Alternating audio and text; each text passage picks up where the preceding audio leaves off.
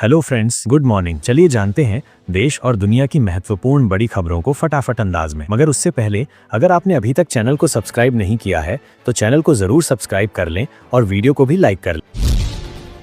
राजनीति की बात हो, खासकर बिहार की राजनीति की, तो परिवारवाद की चर्चा लाजमी है। इसमें राजद सुप्रीमो लालू प्रसाद यादव और उनके परिवार का नाम सबसे पहले आता है। लालू यादव ने अपने दोनों बेटों, पत्नी राबड़ी देवी और बेटियों को राजनीति में उतारा है। राबड़ी देवी अभी विधान परिषद में विपक्ष की नेता हैं और राज्य की मुख्यमंत्री रह चुकी हैं। उनके छोटे बेटे तेजस्वी प्रसाद यादव विधानसभा में विपक्ष के नेता हैं और 2 बार उप मुख्यमंत्री रह चुके हैं। लालू के बड़े बेटे तेज प्रताप राज्य के स्वास्थ्य मंत्री रह चुके हैं और वर्तमान में विधायक हैं। मीसा भारती राज्यसभा में रही हैं और इस बार रामकृपाल यादव को हराकर लोकसभा पहुंची हैं। बेटी रोहिणी को छपरा से चुनाव लड़वाया गया, हालांकि उन्हें सफलता नहीं मिली। इसके बाद रोहिणी को विधानसभा चुनाव लड़वाया जा सकता है। ईरान में महिलाओं के हिजाब को लेकर कानून बेहद सख्त है।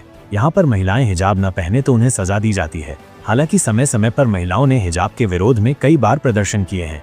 हिजाब को लेकर अब एक चौंकाने वाली रिपोर्ट सामने आई है। यूएन की एक रिपोर्ट में शुक्रवार 14 मार्च 2025 को यह खुलासा हुआ कि ईरान ड्रोन, चेहरे की पहचान करने वाली टेक्नोलॉजी और नागरिक रिपोर्टिंग एप्लीकेशन का इस्तेमाल कर रहा है और इसके जरिए महिलाओं पर हिजाब कानून लागू कर रहा है। रिपोर्ट में बताया गया कि हिजाब न पहनने पर महिलाओं को कड़ी सजा दी जा रही है और दिन पे दिन ये घटनाएं बढ़ती भी जा रही है।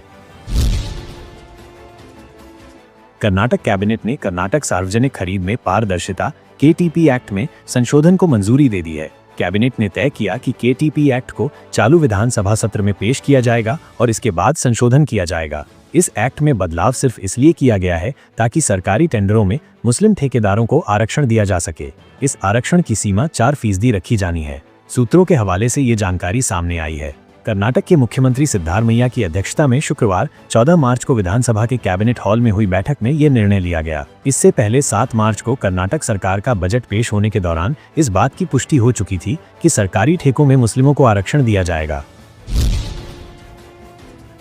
पाकिस्तान में ट्रेन हाईजैक करने वाली बलूचिस्तान लिबरेशन आर्मी BLA ने दावा किया है कि उसने सभी 214 बंधकों को मार डाला है।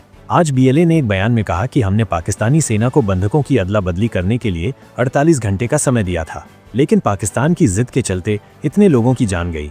BLA ने कहा कि ये युद्ध अभी खत्म नहीं हुआ बल्कि और तेज हो गया है। अपनी आज़ादी के लिए लड़ रहे बलूच लड़ाके लगातार हमले कर रहे हैं। पाकिस्तानी सेना अपने सैनिकों के शव नहीं निकाल पा रही है। BLA ने कहा कि ऑपरेशन दर्राए बोलान पूरा होने के बाद हम इसकी डिटेल जानकारी देंगे। BLA ने 12 मार्च को जाफर एक्सप्रेस को हाईजैक किया था। इसके अगले ही दिन यानी 13 मार्च को पाकिस्तानी सेना ने दावा किया था कि ट्रेन हाईजैक संकट खत्म हो गया है। उन्होंने कहा था कि हमने 33 बलूच लड़ाकों को मार गिराया है। इस ऑपरेशन में कुछ बंधक भी मारे गए हैं। होली के मौके पर लालू प्रसाद यादव के एक सोशल मीडिया पोस्ट ने बिहार की राजनीति में हलचल मचा दी है। इस पोस्ट को नीतीश कुमार के लिए एक नए राजनीतिक ऑफर के तौर पर देखा जा रहा है। इस ऑफर के पीछे JDU और BJP के बीच बढ़ती दूरियां और तेजस्वी यादव के हालिया बयान भी कारण बताए जा रहे हैं। दरअसल लालू यादव ने होली की शुभकामनाएं देते हुए अपने पोस्ट में लिखा कि हर पुरानी बात भूलकर आओ करें नई शुरुआत। प्रेम और अपनत्व के भाव से समाज में हो हर बात। सभी देशवासियों को होली की हार्दिक शुभकामनाएं। राजनीतिक जानकारों ने इस पोस्ट को नीतीश कुमार के लिए महागठबंधन में शामिल होने का न्योता माना है। तेजस्वी यादव ने भी हाल ही में कहा था कि नीतीश कुमार कब पाला बदल ले कोई भरोसा नहीं। JDU और BJP के बीच कई मुद्दों पर मतभेद भी इस ऑफर को बल दे रहे हैं। IPL को शुरू होने में अब कुछ ही दिन का समय बाकी है। 10 टीमें इस टूर्नामेंट को जीतने के लिए एक बार फिर से जोर लगाएंगी। वहीं खिलाड़ी जोर लगाएंगे पर्पल कैप और ऑरेंज कैप जैसे इनामों को अपने नाम करने पर। IPL के हर एक मैच में प्लेयर ऑफ द मैच का खिताब भी दिया जाता है। दक्षिण अफ्रीका के पूर्व बल्लेबाज AB डिविलियर्स ने भी खुद को T20 क्रिकेट में प्रमुख फिनिशरों में स्थापित किया। इस स्टाइलिश खिलाड़ी ने लीग के इतिहास में 25 अवार्ड जीते हैं, जो किसी भी खिलाड़ी द्वारा सबसे ज्यादा है। उन्होंने 170 पारियों में 151.68 की अविश्वसनीय स्ट्राइक रेट से 5162 रन बनाए हैं। डिविलियर्स ने नवंबर 2021 में सभी प्रकार के क्रिकेट से संन्यास लेने का फैसला किया था।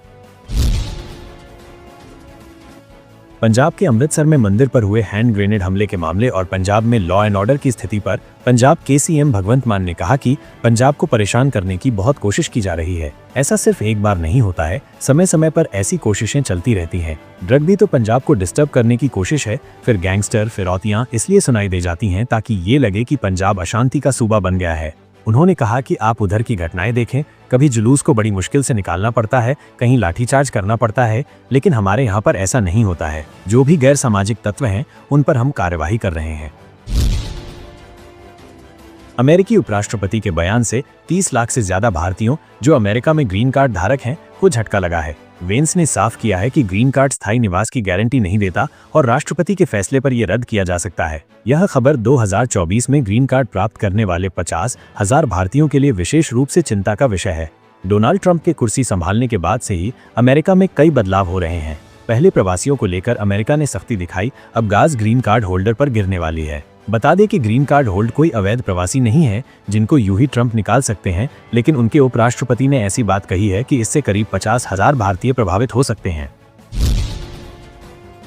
मध्य प्रदेश से राज्यसभा सांसद श्री अशोक सिंह ने अपने समर्थकों के साथ होली मनाई। इसी के साथ उन्होंने प्रेम, भाईचारे और एकता का संदेश दिया। उन्होंने कहा कि होली जाति धर्म से ऊपर उठकर सबको जोड़ती है। हालांकि उन्होंने मध्य प्रदेश सरकार के हालिया बजट पर गंभीर चिंता व्यक्त की। उन्होंने कहा कि बजट में महिलाओं और किसानों के हितों की अनदेखी करता है। उन्होंने लाडली बहना योजना के तहत मिलने वाली राशि बढ़ाने और किसानों के लिए न्यूनतम समर्थन मूल्य MSP बढ़ाने की मांग की।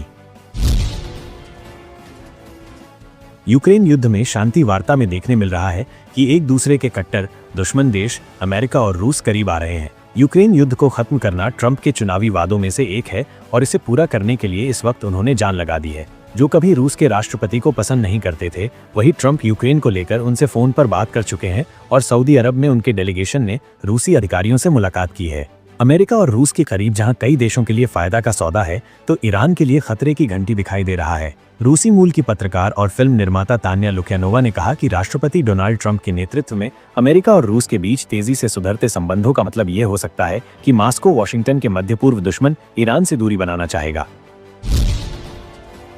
महाराष्ट्र के मराठवाड़ा और विदर्भ में किसानों की आत्महत्या पर चिंता जताई है। साथ ही उन्होंने मोदी सरकार की आलोचना भी की है। उन्होंने कहा कि केंद्र को किसानों की मदद के लिए नीति बनानी चाहिए। बारामती में पत्रकारों से बातचीत करते हुए पवार ने कहा कि मराठवाड़ा और विदर्भ से जो जानकारी मिली है वो चिंताजनक है। हम बाकी जगहों से भी और डाटा कलेक्ट करेंगे। केंद्र को किसानों की मदद के लिए नीति तैयार करनी चाहिए। राज्य सरकार के आंकड़ों के मुताबिक 2024 में महाराष्ट्र में 2635 किसानों ने आत्महत्या की है। शरद पवार का ये बयान उस वक्त आया है जब जयंत पाटिल की अजित पवार की पार्टी में शामिल होने की अटकलें हैं। दरअसल कुछ दिन पहले जयंत ने किसी प्रोग्राम में कहा था कि उनके बारे में कुछ भी निश्चित नहीं है। इसके बाद ये चर्चा तेज हो गई थी कि वो पार्टी NCP-SP छोड़ सकते हैं। जयंत पाटिल ने शुक्रवार को बारामती में एक कार्यक्रम में शरद पवार से मुलाकात की। इसके बाद उन्होंने कहा कि वो परेशान नहीं है और उनके बयान से गलत मतलब निकाला गया है। सोने की तस्करी के मामले में गिरफ्तार कन्नड़ अभिनेत्री रन्या राव ने एक बार फिर DRI अधिकारियों पर गंभीर आरोप लगाए हैं। रन्या ने राजस्व खुफिया निदेशालय DRI अफसरों पर आरोप लगाया है कि उसे पूछताछ के दौरान कई बार थप्पड़ मारे गए, खाना नहीं दिया गया और DRI के अधिकारियों ने उसे खाली दस्तावेजों पर हस्ताक्षर करने के लिए मजबूर किया। DRI के अतिरिक्त महानिदेशक को लिखे पत्र में रन्या ने खुद को निर्दोष बताते हुए कहा कि उन्हें झूठे मामले में फंसाया गया है। वरिष्ठ पुलिस अधिकारी की बेटी कन्नड़ अभिनेत्री रन्या राव को राजस्व खुफिया निदेशालय DRI ने 4 मार्च 2025 को बेंगलुरु के केम्पेगौड़ा अंतर्राष्ट्रीय हवाई अड्डे से गिरफ्तार किया था। वह दुबई से 14.8 किलोग्राम सोना तस्करी कर लाने की कोशिश कर रही थी। इस सोने की कीमत लगभग 12 करोड़ रुपए आंकी गई है। पवन कल्याण की ये टिप्पणी ऐसे समय में आई है जब भाजपा के नेतृत्व वाली केंद्र सरकार और DMK शासित तमिलनाडु के बीच 3 भाषा फॉर्मूले को लेकर तीखी नोकझोंक चल रही है, जो नई शिक्षा नीति का हिस्सा है। हिंदी तमिल भाषा विवाद में अब आंध्र प्रदेश के उप मुख्यमंत्री पवन कल्याण की एंट्री हो गई है। पवन कल्याण ने तमिलनाडु पर पाखंड करने का आरोप लगाया और कहा कि इसके नेता वित्तीय लाभ हासिल करने के लिए तमिल फिल्मों को हिंदी में डब करने की अनुमति देते हैं, लेकिन भाषा का विरोध करते हैं। अपनी पार्टी के स्थापना दिवस पर आयोजित एक कार्यक्रम को संबोधित करते हुए जनसेना प्रमुख ने कहा कि देश की अखंडता के लिए भारत को तमिल समेत कई भाषाओं की जरूरत है। पवन कल्याण ने द्रविड़ मुनेत्र कड़गम DMK का नाम नहीं लिया, लेकिन कटाक्ष करते हुए तमिलनाडु के नेताओं पर पाखंड का आरोप लगाया। हरियाणा के सोनीपत में बीजेपी नेता की पड़ोसी ने गोली मारकर हत्या कर दी। बताया जाता है कि हत्याकांड को जमीनी विवाद के चलते अंजाम दिया गया है। सूचना पर पहुंची पुलिस ने शव को कब्जे में लेकर पोस्टमार्टम के लिए भेज दिया है और मामले की जांच में जुट गई है। जानकारी के मुताबिक मृतक बीजेपी नेता की पहचान मुंडलाना मंडल अध्यक्ष सुरेंद्र जवाहरा के रूप में हुई है। हत्या को देर रात 9:30 बजे गांव जवाहरा में अंजाम दिया गया। बताया जाता है कि बीजेपी नेता ने पड़ोसी के बुआ की जमीन खरीदी थी, जिसको लेकर विवाद चल रहा था। आरोपी ने कुछ दिन पहले बीजेपी नेता को जमीन पर कदम नहीं रखने की चेतावनी भी दी थी। पुलिस ने बताया कि सोनीपत में बीजेपी नेता की शुक्रवार देर रात गोली मारकर हत्या कर दी गई। हत्या को जमीनी विवाद के चलते अंजाम दिया गया। जानकारी सामने आई है कि बीजेपी नेता ने आरोपी के बुआ की जमीन खरीदी थी।